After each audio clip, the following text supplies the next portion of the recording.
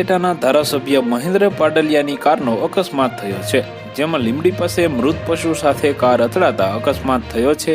અકસ્માતમાં મહેન્દ્ર પાડલિયાને સામાન્ય ઈજા પહોંચી છે, તેમજ રાજકોટ જિલ્લા ભાજપ મંત્રીને પણ ઈજાઓ પહોંચી છે। ઉપલેટાના ધારાસભ્ય મહેન્દ્રભાઈ પાડલિયાની કારને લીંબડી પાસે અકસ્માત નડ્યો છે।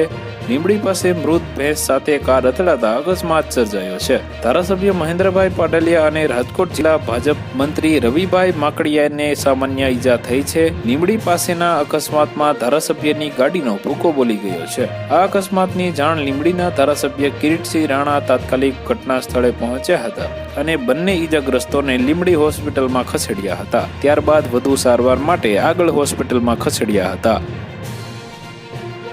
તો વધુ માહિતી મેળવવા માટે ચેનલ સાથે જોડાયેલા રહો। વિડીયો પસંદ આવે તો લાઈક કરી દેજો, ચેનલમાં નવા છો તો સબસ્ક્રાઇબ કરી દેજો।